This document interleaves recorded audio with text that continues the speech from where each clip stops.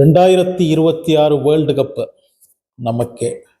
இந்த world cup start பண்ணும்போதே India தான் வெற்றி பெறுவதற்கான வாய்ப்பு அதிகமாக இருந்தது. இருந்தாலும் சவுத் ஆஃப்ரிக்கா கிட்ட தோற்ற போது கொஞ்சம் என்னடா ஏதோ மிஸ் ஆகுது அப்படின்ற மாதிரி இருந்தது. அதெல்லாம் ஒன்றும் கிடையாது, நான் இருக்கிறேன் அப்படின்னு ஒருத்தன் வந்தான் பேட்டிங் விளையாடுறது. அதுக்கப்புறம் இந்தியாவுக்கு திரும்பி பார்க்க வேண்டிய அவசியமே இல்லை. ஒரு பக்கம் பூம்ரா. இந்தியா 2026 T20 வேர்ல்டு கப்பை எடுத்தாச்சு. அதை பற்றி தான் இந்த வீடியோவில் பார்க்க போகிறோம். அனசுடன் சேனலை சப்ஸ்கிரைப் பண்ணி வச்சுக்கோங்க. லைக் ஷேர்லாம் கூட பண்ணிவிடுங்க.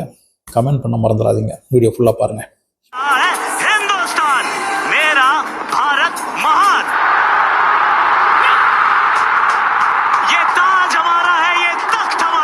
ஓகே, இந்த வேர்ல்டு கப்பு ஸ்டார்ட் பண்ணும்போதே இந்தியா தான் ஜெயிக்கிறதுக்கான வாய்ப்பு அதிகமாக இருந்த நாடு.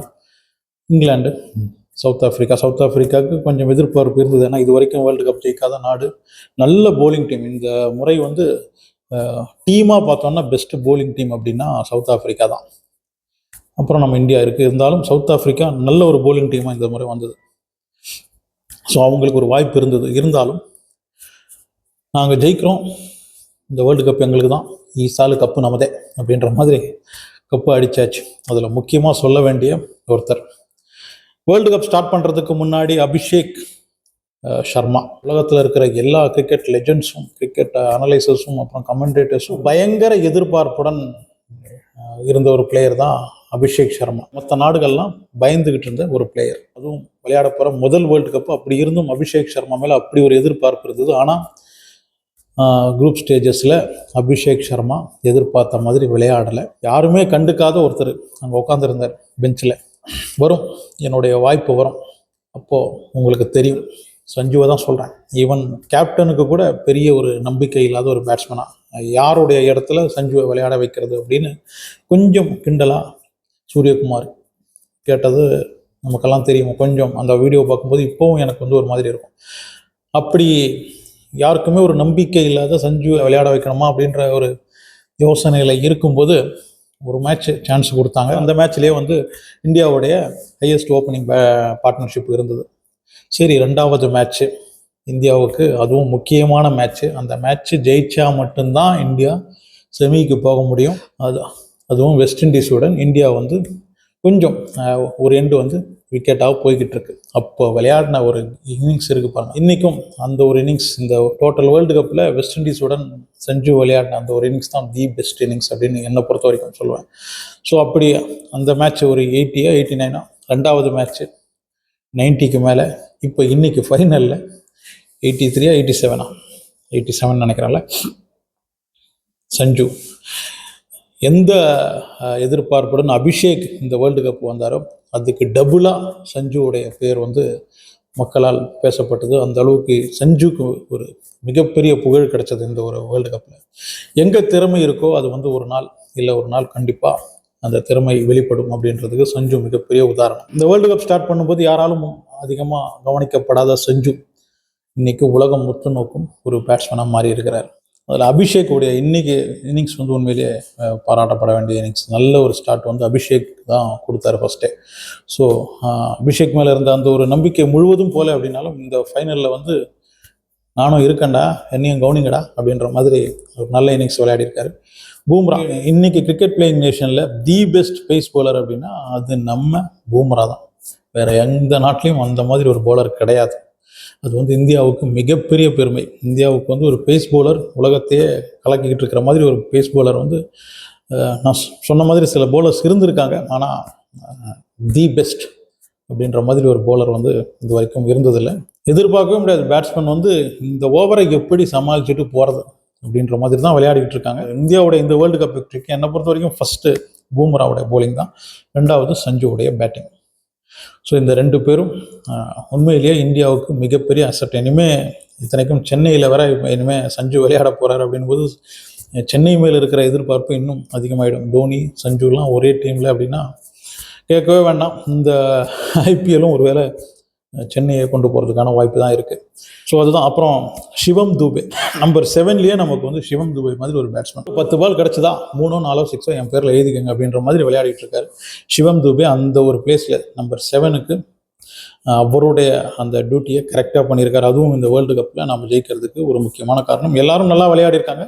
ஆனால் இந்த 3 பேர் தான் இந்தியா இந்த வேர்ல்டு கப் ஜெயிக்கிறதுக்கு ஒரு முக்கியமான 3 பிளேயர் அப்படின்னும் போது, ஃபர்ஸ்ட் 3 அப்படின்னும் போது பூம்ரா, சஞ்சு, அப்புறம் சிவம் துபே, அப்புறம் இஷான் கிஷன், இவங்கெல்லாம் இருக்காங்க. இருந்தாலும் ஃபர்ஸ்ட் 3 அப்படின்னும் போது இவங்க 3 பேர் தான். பூம்ரா அப்படின்ற வேர்ல்டு கிளாஸ் பவுலர் இந்தியாவிடம் இருக்கும்போது டாஸ் ஜெயிச்சு இந்தியாவை பேட் பண்ண வச்சது வந்து மிகப்பெரிய தவறு நியூசிலாந்து பண்ணது. அதுக்கு முன்னாடி வந்து சவுத் ஆப்பிரிக்காவுடன் அவங்க சேஸ் பண்ணி ஜெயிச்சிருந்தாலும், நல்ல ஒரு போலிங் அட்டாக் இருக்கிற சவுத் ஆப்பிரிக்காவுடன் சேஸ் பண்ணி ஜெயிச்சிருக்கோம் அப்படின்ற ஒரு நம்பிக்கையில் தான் இந்த மேட்சும் சேஸ் பண்ணியிருப்பாங்க. ஆனால் பூம்ரா அந்த எஃபெக்ட் இருக்கு பாருங்க, அது வேற. நீ சேஸ் பண்ணும்போது 4 ஓவர் பூம்ராக்கு இருக்குது அப்படின்றத யோசிக்கணும். டாஸ் வின் பண்ணால் பேட்டிங் பண்ணுறது நல்லது. அந்த ஒரு தவறை வந்து நியூசிலாந்து இன்னைக்கு பண்ணியிருக்கிறாங்க. இந்த வேர்ல்டு கப்பை பொறுத்த வரைக்கும் ஜெயிக்கிறதுக்கு அதிகமான வாய்ப்பு இருந்த டீம் இந்தியா தான். இந்த டீமே தான் கப் அடிச்சிருக்கு. ஆனால் ஹாஸ்ட் நேஷனே கப் எடுக்குமா அப்படின்ற ஒரு டவுட் இருந்தது. இது வரைக்கும் அந்த மாதிரி எடுத்ததில்லை T20 வேர்ல்டு கப்பில். அந்த ஒரு சாதனையும் இந்தியா முறியடிச்சிருக்கு. பாதி டோர்னமெண்ட் இந்தியா விளையாடினதுக்கப்புறம் தான் சஞ்சுவுக்கு வாய்ப்பே கிடைக்கிது. கிட்டத்தட்ட 5 மேட்ச் முடிஞ்சதுக்கப்புறம். அதுக்கப்புறம் கிடைச்ச வாய்ப்பையெல்லாம் பயன்படுத்தி மேன் ஆஃப் த சீரியஸில் வந்து நிற்கிறாரு சஞ்சு வேற லெவல். கடைசியாக விளையாடின 3 மேட்ச்லேயும் இந்தியாவுடைய டாப் ஸ்கோரர் சஞ்சு தான். இன்னைக்கு பூம்ராவுக்கு மேன் ஆஃப் த மேட்ச் கொடுத்தது உண்மையிலேயே கரெக்டு தான். ஏன்னா இந்தியா வர்சஸ் இங்கிலாந்து அந்த செமிஃபைனல்ஸில் வந்து கண்டிப்பாக பூம்ராவுக்கு கிடைக்க வேண்டிய ஒரு மேன் ஆஃப் த மேட்ச் அது சஞ்சுவே சொல்லியிருந்தார். ஆனால் இன்னைக்கு வந்து பூம்ராவுக்கு கொடுத்தது தான் கரெக்ட், அதில் எந்த டவுட்டும் கிடையாது. Extraordinary bowling. So man of the match Bumrah, man of the series Sanju. இந்தியாவுடைய டாப் பேட்ஸ்மேனுக்கு மேன் ஆஃப் த சீரியஸ், இந்தியாவுடைய இல்லைனா வேர்ல்டு பெஸ்ட் பவுலருக்கு மேன் ஆஃப் த மேட்ச், அதில் தப்பே கிடையாது. அதுக்கப்புறம் ஒரு இன்ட்ரெஸ்டிங் ஃபேக்ட், இந்தியா இது வரைக்கும் ஜெயித்த வேர்ல்டு கப்பில் அந்த வேர்ல்டு கப் டீம்லலாம் ஒரு மலையாளி ஃபேக்டர் இருந்திருக்கு. அதாவது 1983 இந்தியா ஃபர்ஸ்ட் வேர்ல்டு கப் ஜெயிக்கும் போது அந்த டீமில் வந்து சுனில் வில்சன், அவர் ஒரு Malayali. 2008 India T20 world cup ஜெயிக்கும் போது அந்த டீம்ல வந்து ஸ்ரீசாந்த் இருந்திருக்கிறாரு. 2011 இந்தியா வேர்ல்டு கப் எடுக்கும்போது, அதாவது one day international world cup எடுக்கும்போது அதுல ஸ்ரீசாந்த் இருந்திருக்கார், மலையாளி. அதுக்கப்புறம் 2024 சஞ்சு சாம்சன், 2026 சஞ்சு சாம்சன். ஸோ இந்தியா ஒவ்வொரு முறை வேர்ல்டு கப் எடுக்கும்போதும் அந்த டீம்ல ஒரு மலையாளி இருந்திருக்கிறார். ஸோ இந்தியாவுடைய ஒரு வேர்ல்டு கப்புக்கு பின்னாடியும் ஒரு மலையாளி இல்லைனா ஒரு கேரளா ஸ்டோரி இருந்திருக்குது. இது வரைக்கும் நியூசிலாண்டுடன் இந்தியா வேர்ல்டு கப்பில் T20 வேர்ல்டு கப்பில் ஜெயிச்சதே கிடையாது. அப்படி ஜெயிக்கிற மேட்ச்சு இந்தியாவுக்கு வேர்ல்டு கப் கிடைக்கிற மேட்சாக இருந்திருக்குது. இன்னைக்கு 4வது முறையாக நியூசிலாண்டுடன் இந்தியா மோதுது. இதுக்கு முன்னாடி 3 முறை மோதின போதும் இந்தியா நியூசிலாண்டுடன் தோல்வி தான் அடைஞ்சிருக்கு. 4வது முறை இந்தியா நியூசிலாண்டை பீட் பண்ணும்போது அதுதான் இந்தியாவுக்கு வேர்ல்டு கப் கிடைக்கிற ஒரு மேட்சாகவும் மாறி இருக்கு. 2007 இந்தியாவுக்கு வேர்ல்டு கப் கிடைச்சதுக்கப்புறம் 17 வருஷம் காத்திருக்க வேண்டியதாக இருந்தது. அதுக்கப்புறம் கிடைச்ச T20 வேர்ல்டு கப் அப்படின்றது 2024 தான்.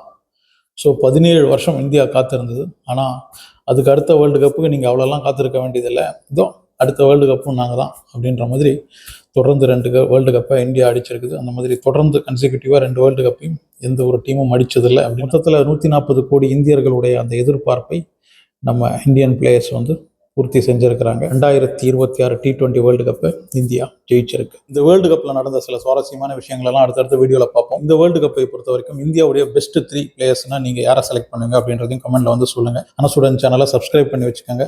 லைக் ஷேர்லாம் கூட பண்ண மறந்துடாதீங்க.